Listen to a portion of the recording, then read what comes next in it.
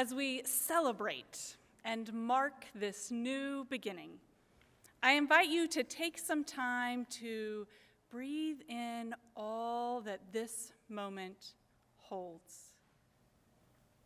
The variety of feelings among us, hope and fear, and doubt and uncertainty, and joy and pride and wonder. Allow the words of John O'Donohue to center you into this time and place. You may rise if you would like. Sometimes we get centered best when we have our feet firmly on the ground. Hear the poem, For a New Beginning. In out-of-the-way places of the heart, where your thoughts never think to wander, this beginning has been quietly forming, waiting until you were ready to emerge. For a long time, it has watched your desire, feeling the emptiness growing inside you, noticing how you willed yourself on, still unable to leave what you had outgrown.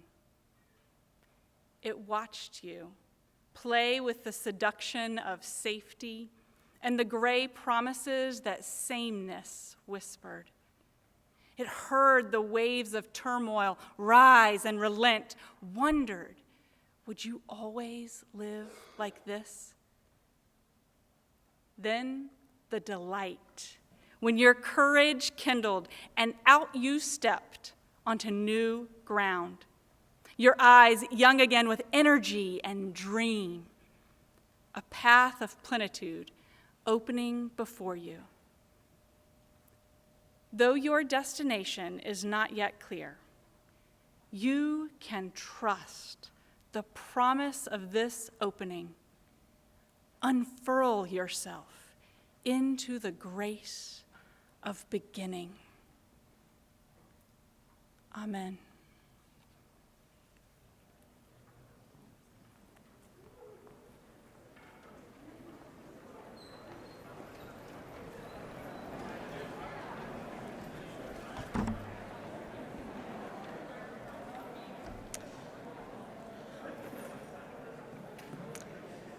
Welcome. For those of you who have not yet met me or know me, my name's Lauren Bowen. I work at Juniata College as the provost, the senior academic officer. It's really my privilege to be the MC for today's convocation. Most of you students perhaps have seen me once, maybe at an orientation, maybe at Sunday night's matriculation, maybe at an enrollment event. And in those moments, we made some promises to you, I made some promises to you, and offered you some advice. And today, by way of welcome, I would like to now talk with you a little bit about some expectations, because you are truly Juniata College students now. You've had your first day of class, and here you are at the opening convocation. And you may be wondering why we decided it was a good idea to wear our regalia on a day where it's more than 90 degrees.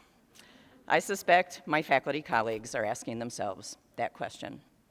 And I would say this, and you may have heard me say on Sunday, we don't take ourselves terribly seriously at Juniata, but we take the work that we do very seriously. And our regalia, our robes, they are a way for us to signal to you that college, this experience, is truly something distinctive. And while we may not take ourselves seriously, the work that we do, the reverence that we have for the pursuit of knowledge and the pursuit of truth in partnership with you matters so very much to us. I hope you know by now that we believe in you. That also means that we are going to expect a great deal of you. And so, as you may have realized today, as you went through your first day of classes, some of those expectations include for you to understand yourself as part of an academic community, and that your participation in that community matters. Your peers and your faculty count on you to contribute to meet deadlines. Your faculty and your peers want your voice, your engagement, and mostly your presence. It matters to show up. So, what do we expect of you? At some basic level, I would say, go to class, right? But when you get there, be prepared. We have an expectation that class is not going to be the first moment of exposure. We want you there ready to participate. Most basically, I hope my faculty peers will appreciate this. If you hear me say anything today, we expect you to read the syllabus, to keep the syllabus, to go to Moodle and find the syllabus. Truly, it's your roadmap. It's a great resource for you. But that's not all that we expect. I also want you to hear, and you've heard me say this before, it is okay to make mistakes. We want you to take chances. But I'm going to qualify that for you today as you begin your academic career. Don't make the same mistake over and over again. Once you've made it, we'll give you feedback, learn from it. Take those chances, but learn from those mistakes, okay? So taking chances matters. You've heard me say that before. Also, it is a sign of strength to ask for help. You've heard me say ask questions. Asking for help is part of the work. That's what we want from you. Now, that may seem daunting. So I'm going to tell you a story. When I was in college a long, long time ago, I had a rough road. I had a rough spot. I experienced some significant loss. And I didn't think I should tell anybody. And I remember sitting in a classroom one day, and the faculty member inadvertently said something to me, something to the class, that prompted me to have an emotional response. And I started to shake. And I was so embarrassed. And I was afraid to talk to him about it. After class, I summoned every bit of courage I had, and I went up to him and I apologized for being less than composed. And what I remember about that interaction was his humanity and how concerned for my well-being he was. Your faculty are human. They might be wearing funny clothes today, but they are accessible. You may remember me saying to you to be kind. What I would say to you today is to expect kindness. We expect it from you. You can expect it from us. So please know as you begin this most extraordinary experience that we do believe in you. We believe in your intelligence, and we believe in your goodness, and we believe in the difference that you can make in this most tumultuous world. Or as Martin Luther King once said, intelligence plus character is the goal of true education. So I've said to you before, ask questions, take chances, be kind, and finally, in the academic sense, to quote Albert Einstein, creativity is simply intelligence having fun. I wish for you fun, and let the fun begin.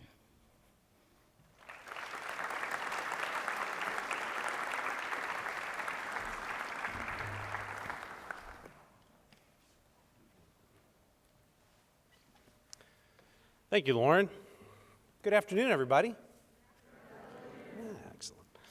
Welcome to this 2021 Convocation, an official day in which we open the 146th academic year here in Huntington, Pennsylvania. You know, I am not sure what normal is these days, but it is sure good to see all of you in those seats here in Huntington, masked or unmasked.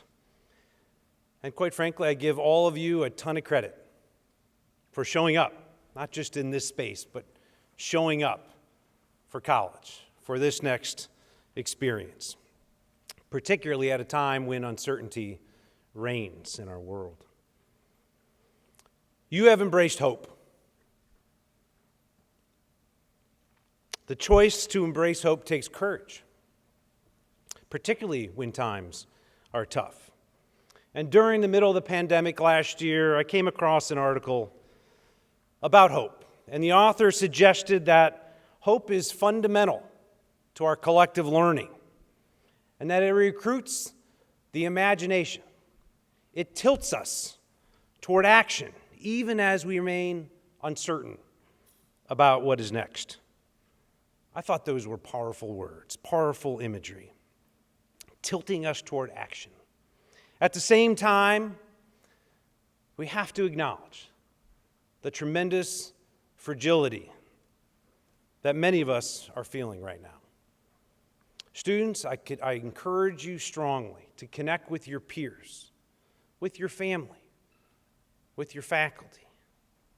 Seek help when you need it. And as Dr. Bowen often talks about, just take good care of yourself. So as I was preparing my remarks for you during the matriculation ceremony in this space on Sunday night, to greet you this afternoon in a more formal setting, I realize that I have been in front of you quite often, whether it's enrollment events or orientation events, matriculation ceremony, etc., and that you have received all kinds of advice and counsel and opinions about this thing we call college. From your parents, your grandparents, your friends, your siblings, everybody. Do this, don't do that, eat this, explore that, get sleep. You've heard it all. Heck, the other night I told you to seize the day and make your lives extraordinary for my favorite film, Dead Poets Society. All of this, I am sure you've just said enough already. I get it. I know what I've got to do. You're going to hear some of that today, which is great because we've got excellent people up here who are going to deliver powerful messages to you. But before I cede my time to other speakers today, I want to acknowledge the extraordinary people that we have here at Juniata. They will be a part of your next 4 years. Our faculty and staff who will be part of your experience, they are all in, just like you are right now. They are all in. And they will be with you every step of the way of what we talk about this time of self-discovery. You will find our community not just here to support you. They will be challenging you to become your best self, which is one of the greatest gifts that anybody can give to you. Maybe outside of Mountain Day, which is when? Tomorrow. That's about it, though. There is no greater gift than having people around you to push you to heights that you didn't know or think was possible. And they will be there to encourage you in the moments you most need it. So students, as we begin our time together, it is my sincere hope that you treat one another with the simple kindness and respect, with compassion and grace. From our humble beginnings, we have always valued cooperation, peace, and inclusion, attributes that are foundational to the collegiality we often talk about and enjoy here so much. Like a typical family, we will indeed occasionally argue, but at the end of the day, we are here to support one another, to lift one another up, to love each other for the diversity that each of us bring to this great community. So I wish each and every one of you the very best as you walk through the doors of this great college. Carpe diem, class. Carpe diem.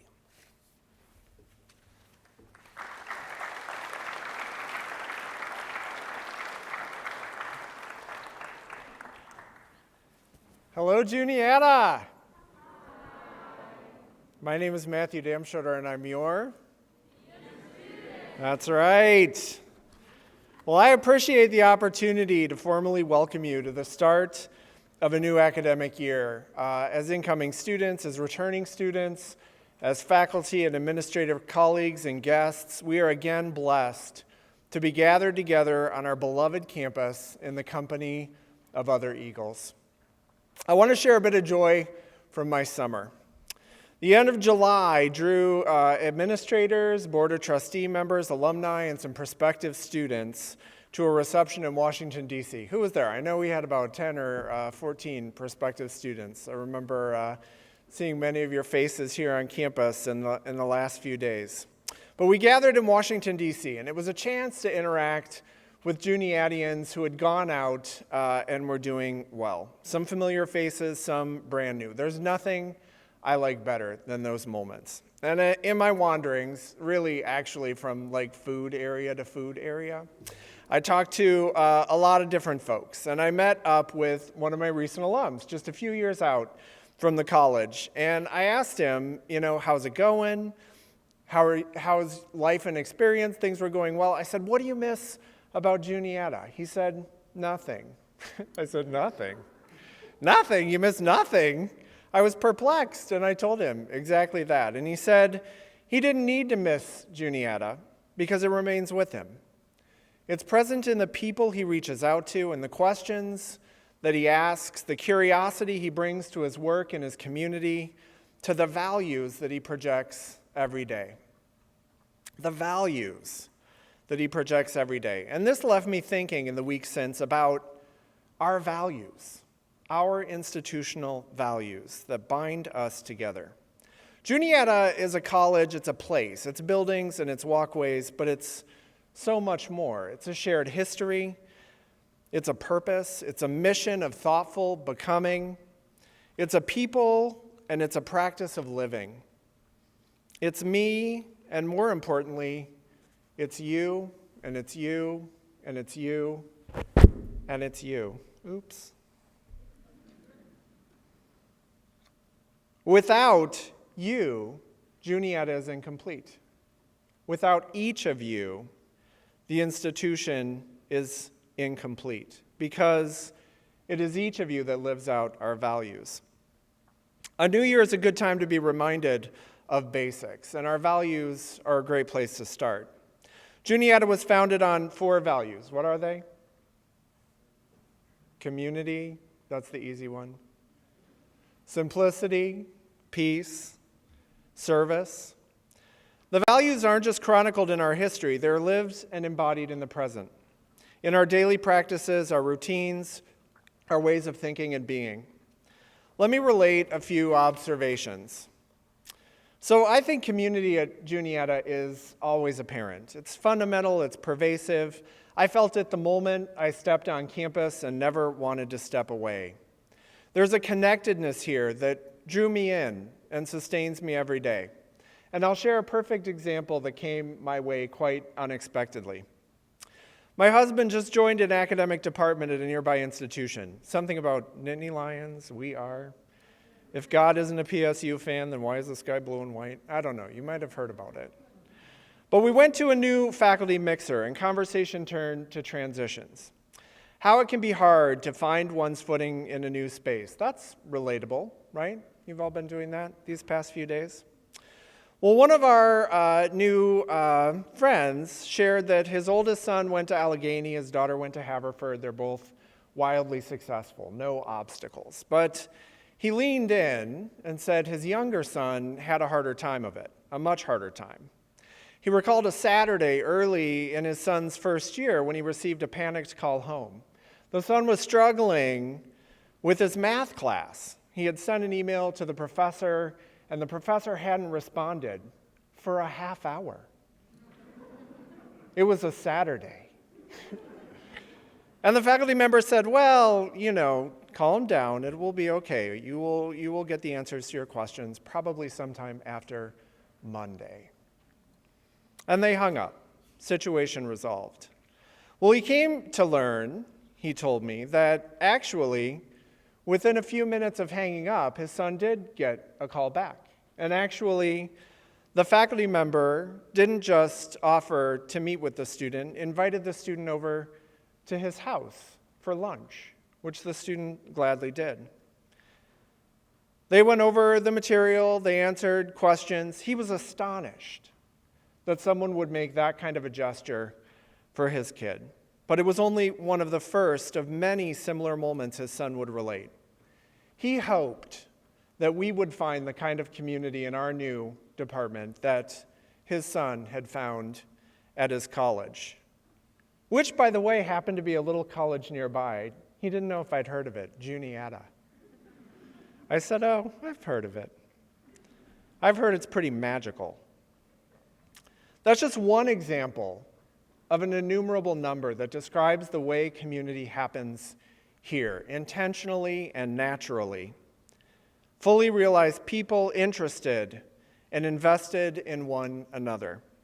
Listening not just to respond at a surface level, but attending to what is happening at a deeper level. Building relationships, showing care, living community. Likewise, Juniatians live in a spirit of service. I remember the pride I felt a few years ago when our faculty overwhelmingly voted to lift community engagement up as a core activity of our general education curriculum. It's also a way that many Juniatians spend their time, electing to choose that way to find meaning and purpose in the world, to the tune of thousands of recorded hours every year. In just a few weeks, you and others in this room may spend a day in service honoring and remembering those lost in the tragedy of 9/11 upon its 20th anniversary, or as we host the Special Olympics again here in September, or flock to the Martin Luther King Jr. Day of Service activities in January. Through spring break trips and service missions, we will spend moments giving in groups or independently. Juniatians selflessly serve our campus, our town, our region, and the world.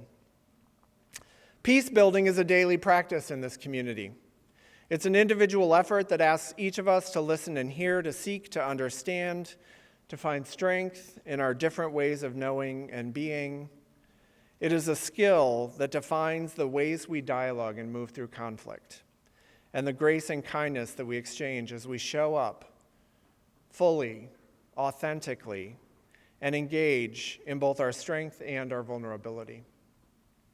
And simplicity. What to say of simplicity? Taking time and making time. I will be honest, it's an awfully productive community on this campus. Sometimes it can be overwhelming, the busyness, the feeling, the pressure. But keeping health and well-being at the forefront of mind has become ever more important. I think we all hold that value more dearly today. It's a place of frequent check-ins, caring inquiries, helpful assistance, people who invest, truly invest, in time spent together in conversation and discernment in becoming. Our values define who we are as Juniatians. You have come to campus perhaps aware that these are going to become core to you if they aren't already. They will help us collectively find meaning and purpose in the world. They are critical compass points that have guided generations of Juniatians. Let us all be reminded as we commence the new year of their importance and the essential interplay between the living of those principles and each of you, and you, and you. Thank you.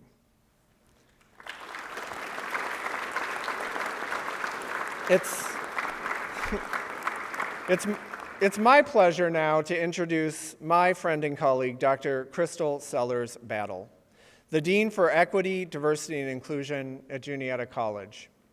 As a member of the senior leadership team, Dr. Battle is responsible for partnering with students, faculty, and staff to build, operationalize, and integrate efforts that support and enhance equity and inclusion in the college's learning environment and community. A graduate of The Ohio State University with a Doctor of Musical Arts, Dr. Battle joins Juniata and our faculty as an accomplished vocalist and musician who has incorporated her love of music with her passion for change in the EDI arena. Her academic profile also includes a postgraduate diploma from Royal Northern College of Music in Manchester, UK, a Master of Music from Chicago College of Performing Arts at Roosevelt University in Chicago, and a bachelor's degree from Bowling Green State University. Juniata lured Dr. Battle from Bluffton, where she has led tremendous growth, developing programs that support marginalized and underrepresented students through mentorship, processes that address incidents of bias on campus and in the surrounding area, and leadership of administrative efforts to further anti-racist institutional change. We are so blessed by her presence in the Eagle family, and I hope you will join me in making her feel welcome today. Dr. Crystal Sellers-Battle.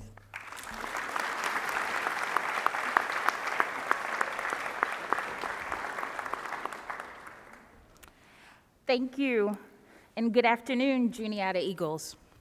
Before I begin, I would like to reference the indigenous people who occupied this land that we are blessed to be on, the Susquehannock people. Thank you, Dean Dan Schroeder, for the warm introduction.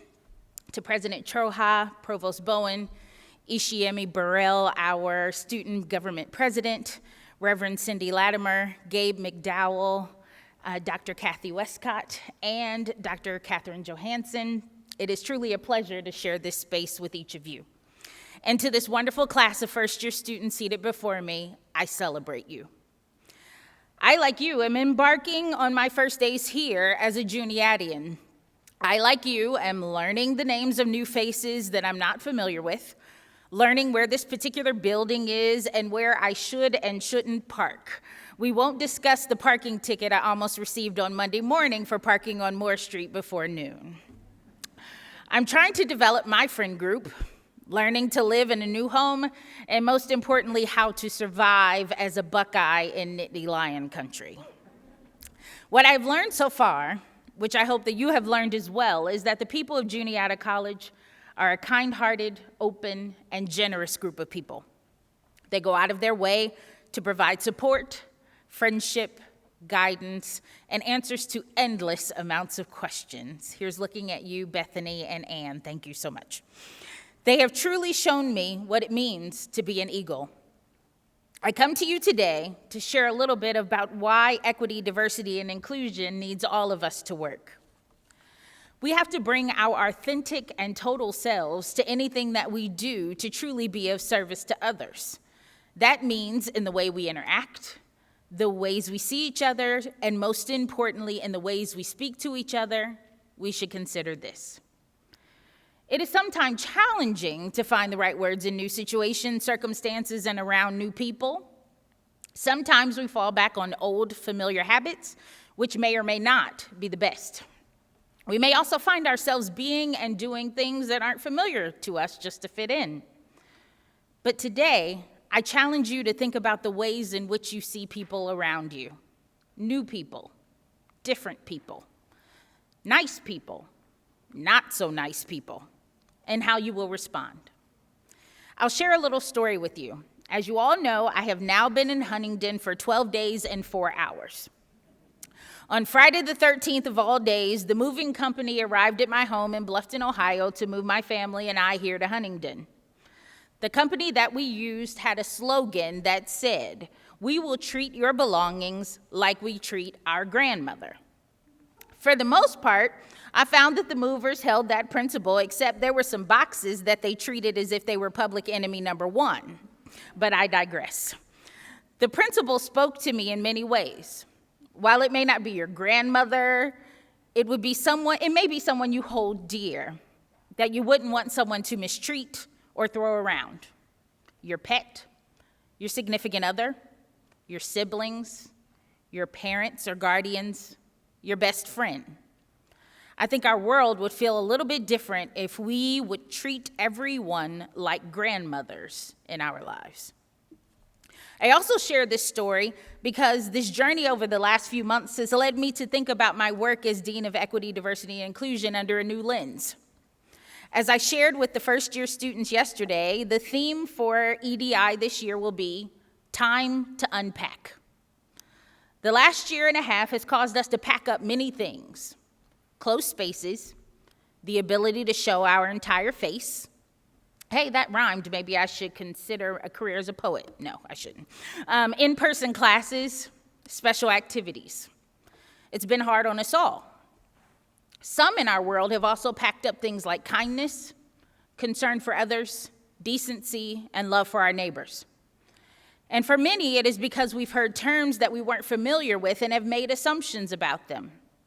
Terms such as transgender rights, critical race theory, religious freedom, racial justice, gender equity, neurodiversity, diversities of ability, preferred pronouns, and more.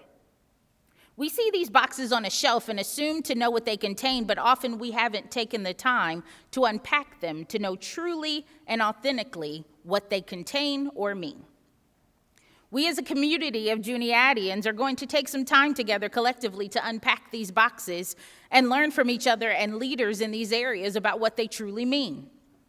By doing so, we can make informed decisions and learn so we can treat everyone around us like that grandmother. As a matter of true confession, I was asked for a title for my remarks today about 3 weeks ago when I was in the middle of frantically packing my house. So I threw out something that sounded catchy and went with it. I am sure that you have never done anything like that on any of your assignments ever, right? However, after some thought and a few moments to think about what I would share with you today, it became clear, crystal clear, in fact, see what I did there? That this title made perfect sense. In order for us to truly work together, we have to take the I out of it. We have to understand that our own pockets of the world can only get better if we realize that the others around us play an integral part in the development and maintenance of our own pockets. All of our I's have to become we's. Now, there are times when some collective groups need more attention than others. Refugees from Afghanistan, African Americans, women in the workplace, transgenders. It is our role to make sure that we lift up those groups, support them, embrace them, fight for them, because in the end, they are us. Equity, diversity, and inclusion is truly not an I thing, but a we thing. As I shared with you yesterday, I have a surprise for you. Some of you may or may not know I was a classical singer in my former life. So I will end with sharing a short portion of a song with you. But before I do, I would like to say thank you. And remember, it is a we journey for each of us. We can't do it alone. God has us in his hands together.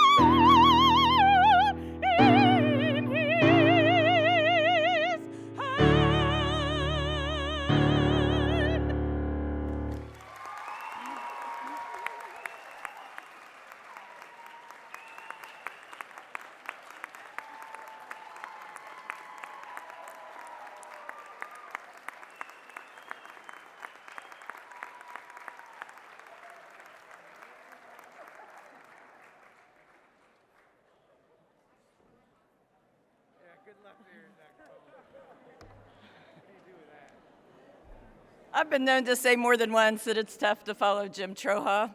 It is tough to follow Crystal Siller's battle. Thank you for sharing your many gifts with us, Crystal. Please, another round of applause.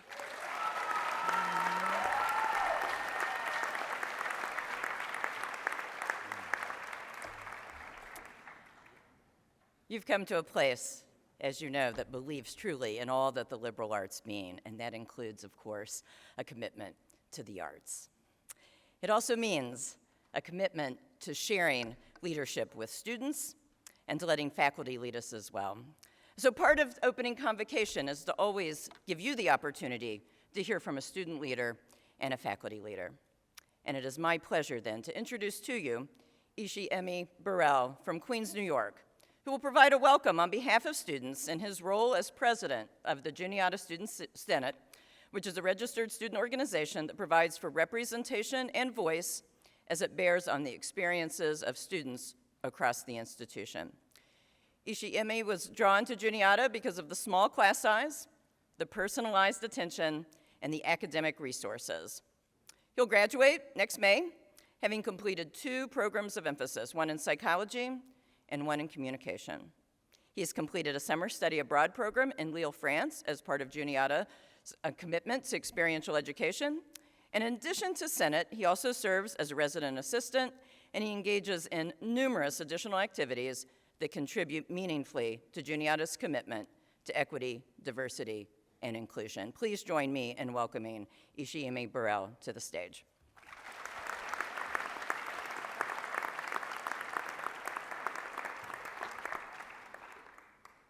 So you made it really difficult for me. I don't like you a little bit less. I like you a little bit less now. Just a tad, just a tad. Okay, hello class. I'm gonna stop now. Hello class of 2025. How are we all doing? You sound a little dead. How are we doing? Okay, a little too much now. No, I'm joking. It's great to see you. The majority of you know me from summer orientation. Some of you know me from other things. As Provost Bowen said earlier, sometimes we have to share things that are not necessarily the happiest. And I mean, my job is to share student concerns, and that's what I'm going to do.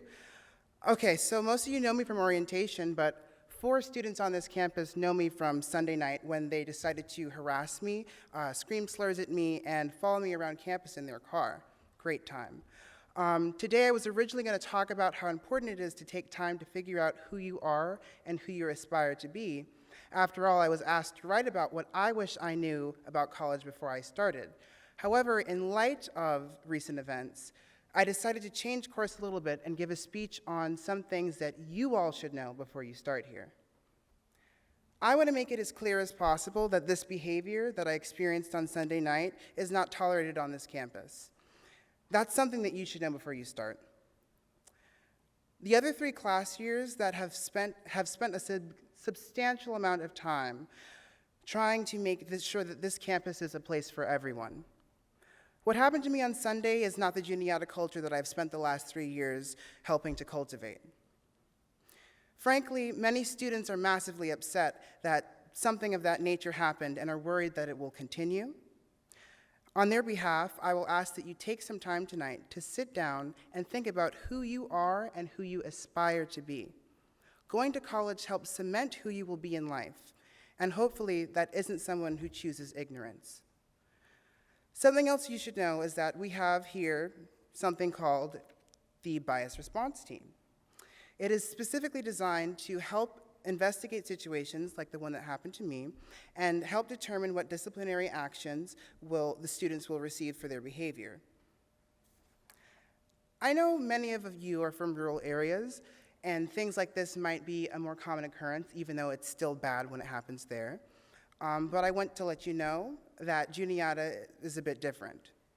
We might be in a rural area, but if you take a look at the student leadership, you'll find that many of us are Black, Indigenous, people of color, and part of the LGBTQ+ community.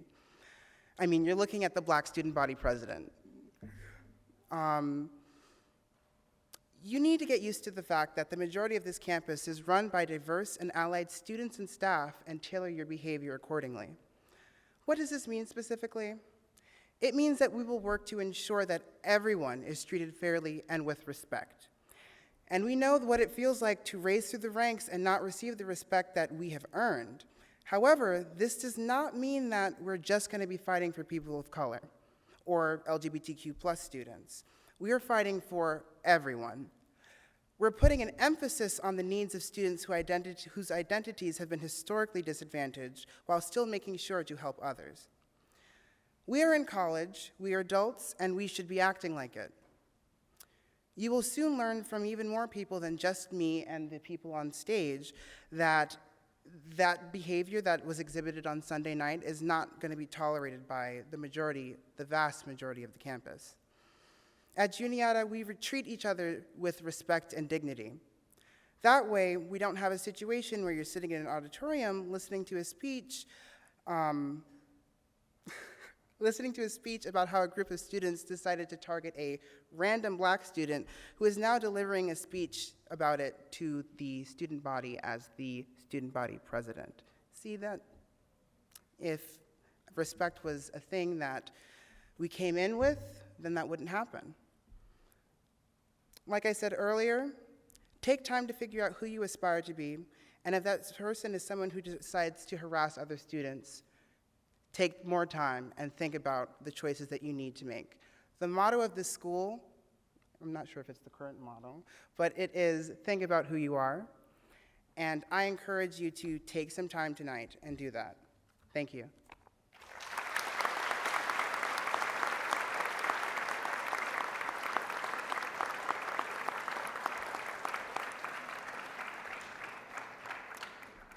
So in the spirit of thinking about who you are, of thinking about how to ask those hard questions, how to demonstrate your commitment to being in community and in inclusivity, what does that mean for you in the classroom? It's my pleasure then to introduce to you today our faculty speaker, who I think models the best parts of liberal arts education and being able to ask challenging questions so that we can live our commitment to our values. Dr. Catherine Johansson, Associate Professor of Geology, is the recipient of the 2021 Henry H. Class of 57 and Joan R. Gibble Award for Teaching Excellence. This award is given annually to a faculty member with 6 or fewer years of full-time service. Dr. Johansson joined the Juniata faculty in 2015. She earned her Bachelor of Science in Geology magna cum laude from Beloit College, and she earned her PhD in Geological Sciences from the University of Southern California. When I think about the work that Professor Johansson does with students, I think about the things that I hear them tell me. They routinely praise how accessible she is and her genuine desire for them to succeed, as well as the passion she brings to her subject matter, whether she's talking geology with them in a classroom on the Juniata campus, in Aruba, or in the mountains of North Carolina. She has expertise and passion for all that she does. I'm told that some students are a little wary of her efforts to make them think, but they come to cherish the approach as they sit in her classes. You should know she engages in innovative research that is nationally recognized, the kind of research that makes her a better teacher. She's involved in work using virtual reality to help students develop spatial reasoning skills as a geologist.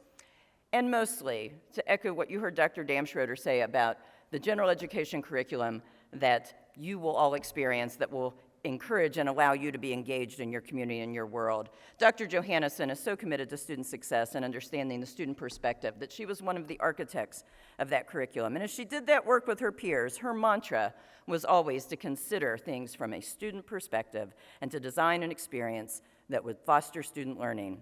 She's helped define the work of the collective faculty. Last year, in a report that her peers provided me, they said she models the hallmark values of Juniata.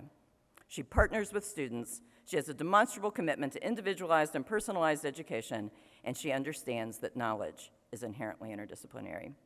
These are remarkable attributes for any faculty member, but they are especially so for one so early in her career. Please join me in welcoming Katie Johansson.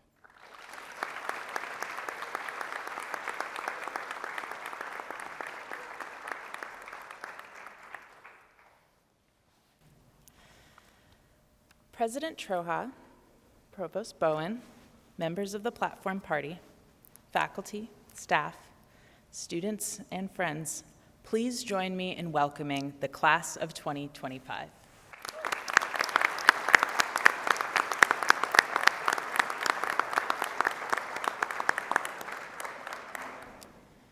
We are so grateful that you are here.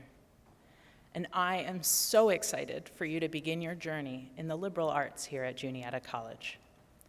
I came here in 2015, but I was introduced to the liberal arts mindset about a decade before when I stepped foot on my own alma mater campus, a little over a decade before. Whatever it was, I knew I liked this liberal arts thing, not that I could explain it. That took me a long time to find the words to describe what it is that the liberal arts brought to my life. There are a lot of dimensions, a lot of ways to look at it, but today I'm going to focus on one that I think has served me best in all aspects of my life and career: perspective taking. Okay, so I'm a geologist. You may be aware that we spend a lot of time out in the field looking at rocks and fossils, minerals, landforms, water, the earth, other planets, that kind of stuff. But simply looking, simply measuring these things is not really the heart of how we study the earth. A geologist's superpower is visualizing the shapes and movements of these parts of the earth and understanding how they all work together. Let me give you an example. When I look at the hills around this campus, I can see in my mind oceans and shorelines with ancient creatures slowly encroaching island chains in the distance that are eroding and filling this basin with sediment, and then a huge continent coming closer and crashing into ours, somewhere off that way for sure. And as that happens, as that continent crashes in, it causes the layers beneath my feet to bend and crumple and fold. And then somewhere above my head, because I'm underground now, dinosaurs are running around doing dinosaur things for a while. I don't know what those are. I don't study dinosaurs, sorry. But eventually, I start to feel the earth around me pull and strain, and cracks form here and there, and off in that distance, that other continent is splitting away, opening up the Atlantic Ocean. Above my head, erosion occurs, removing rock, rivers are flowing through, and slowly the sediments give way until I can see daylight again as the rocks around me are finally revealed by erosion.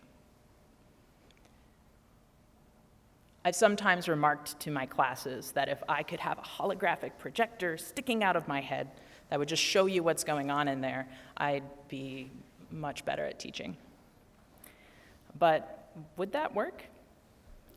I'm also a budding education researcher, as Provost Bowen said, and unfortunately the research says that just because I can show it to you doesn't mean that that's then in your head. But the research also says that we can learn these superpowers, known as spatial reasoning skills, through practice. That's right, skills plural. The superpower is actually a bunch of different skills, many of which are vital for learning in all kinds of science, engineering, mathematics, and even art fields.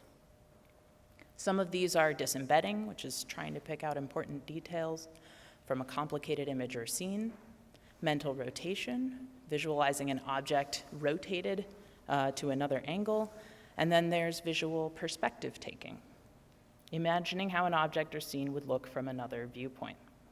We'll stick with that one. Let's try an example of it. Imagine that you're seeing this room from standing right up here at the podium. Go ahead and try and picture it. You can close your eyes if you'd like, or look around to get a better view.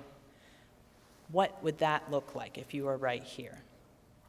What direction would you need to point? If you wanted to point directly, and I apologize if for you pointing is rude, but if you wanted to point directly at where you are sitting right now. Is it that way? You over there? Where are the doors? Exits are here, here. Right. The less you know about this space, the harder it is to accurately imagine it from another point of view. I have a really good idea of what it looks like from sitting over there, because I've been sitting over there for 5 years, or we missed last year, but so 5 years before that. And so I can visualize that really well. You need experience, right? You need to have seen it to have a sense of what it looks like. But you also need to practice, you need to verify that picture in your head. We call that testing your mental model. So at some point, if you've created this picture in your head, you should come up here and check it out. Not right now, but you can maybe come up later and check it out, or join Choral Union. We practice up here on Tuesday nights. I think that's still true. The point is, it's not enough to just imagine a possible viewpoint. We want to imagine what it really looks like from that perspective, and to get better at that, we need feedback. We need to check the image in our mind with reality. So if you want to get better at spatial thinking, you've got to practice and test yourself. But visual perspective taking is not the only kind of perspective taking. Actually, the more common use of this phrase has more to do with interpersonal relationships than physical spaces. And it's this form, this social form of perspective taking, that has aided me in honing my skills as a teacher and a colleague. It has also helped me feel more connected to the world as a human being. In a social sense, perspective taking is visualizing or understanding another person's experience of the world. Just like with spatial perspective taking, none of us can do this perfectly, but we can get better at it. And just like with spatial thinking, I'll bet that we do better the more we know about another person's experiences and the more we practice. For example, you can probably guess how your sibling or close lifelong friend feels about you moving away to college. You've had a lot of shared experiences together, and you know a lot about their outlook, their desires, their life. Your new teammates, classmates, or roommates, on the other hand, might still be a mystery to you, and that's fine. That's normal. You don't know as much about their experiences yet.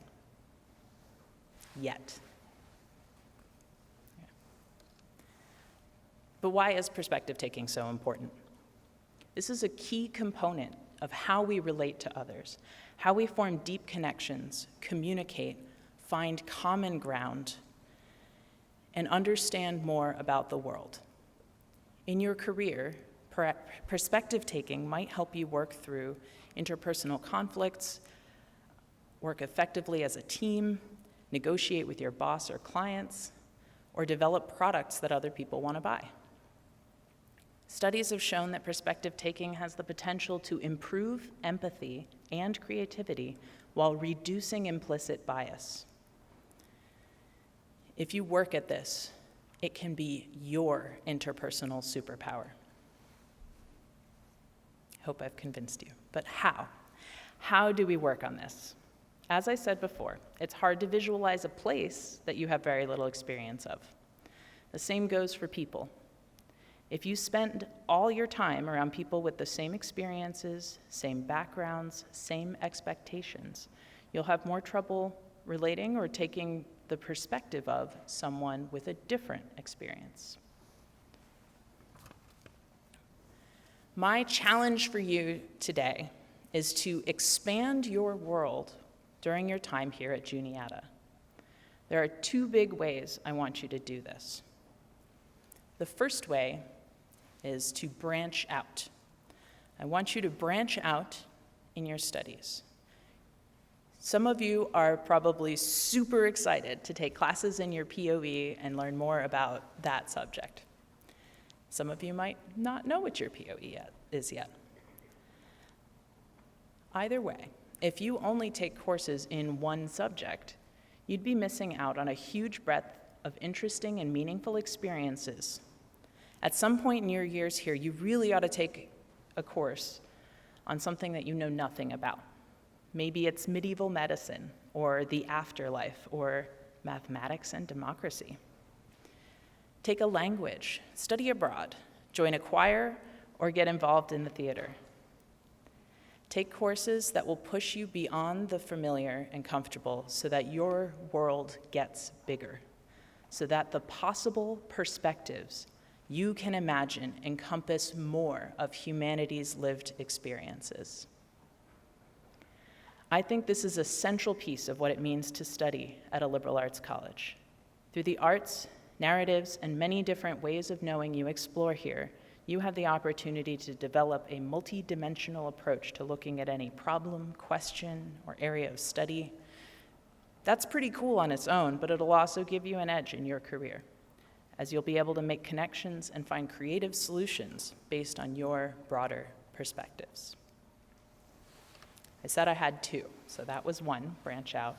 The second way I want you to expand your world is to seek out. Seek out people who come from different places, have different interests and beliefs, and are studying in different fields. Get to know them. Share your own experiences with them, and make sure to truly listen with generosity, not judgment, to what they choose to share with you. This campus brings together a beautiful range of experiences and backgrounds. We have folks who are avid hunters and dedicated vegans. We have content creators and backyard compost enthusiasts. People whose front door at home opens onto forest or farmland, quiet streets or bustling cities. Among you, class of 2025, we have folks that have competed in badminton, released an album, gotten a pilot's license, participated in a mock Congress session at the state capitol. Some have been members of robotics teams, rugby clubs, sewing clubs, and Girl Scouts. I'm one of those too. You came here from 28 different US states and 13 different countries, and you might have heard those numbers before, but for me, it was new, and I'm excited. I hope you're as excited as I am to meet all of you and learn more about your experiences. Our community is only as strong as the care with which we treat each other. That means working hard to see the humanity in everyone, kind of a theme today, even when you disagree with them. I'm not saying that you need to change your mind on a particular topic. I am saying that that no one is one single opinion or idea. Rather than reacting to what's on the surface, take the time to learn more. If someone says something that sounds misinformed and you're in a space where you feel safe to do so, ask, what do you mean by that? Engage them. By seeking their perspective first, you'll be better equipped to share your own perspective in meaningful ways that build much deeper connections with others. Each of you come here with your own valid and valuable perspective built on your life experiences. What you do with this will determine how much your world expands while you are here. Will you stick to your POE department as much as possible and befriend only the folks most like you? Or will you branch out and take courses and experiences outside your comfort zone and seek out to engage with any who will talk with you to learn how the world looks from another perspective? If you do the latter, I promise your world will get bigger. You'll see new ways of looking at situations and at the same time have a stronger foundation for your own beliefs and values as you've practiced communicating them with others. By investing time in these deep connections, you become an integral part of our community. Welcome to Juniata. You are Juniata. There is so much ahead for you to experience. Take it in, enjoy it, and engage with it, and do so from an ever-increasing range of perspectives.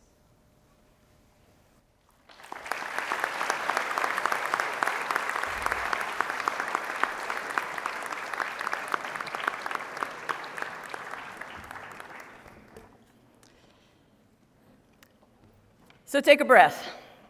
Before concluding this opening convocation, I'd like to take a moment to thank several people First, I'd like to recognize the platform party who individually, I think, demonstrated to you the depth of commitment that Juniatians bring to this place, and collectively, the breadth of perspective that makes Juniata special.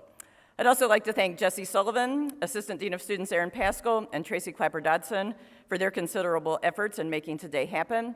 And of course, I want to recognize your faculty, whose intelligence and whose creativity and whose dedication to you students makes this place so special. After the benediction, the platform party and faculty will recess. I would ask that you please stay in place until after the faculty have exited. It's now my pleasure to call on Gabriel McDowell, class of 2022, who will lead us in singing the Alma Mater. After the Alma Mater, please remain standing for the benediction and the recessional. Please rise. Gabriel.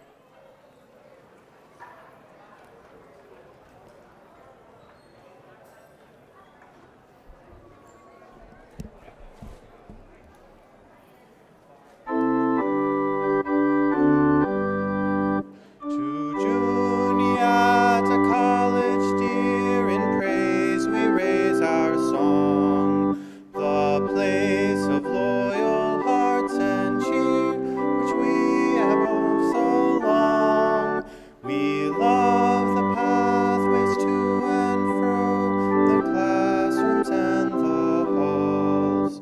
We'll never forget though far we go, the days within her walls.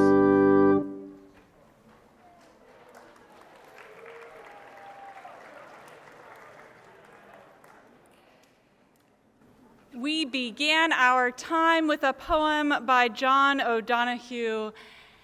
It ends with these lines. Hear them as a blessing and a challenge. Awaken your spirit to adventure. Hold nothing back. Learn to find ease in risk. Soon, you will home in a new rhythm, for your soul senses the world that awaits you. Amen.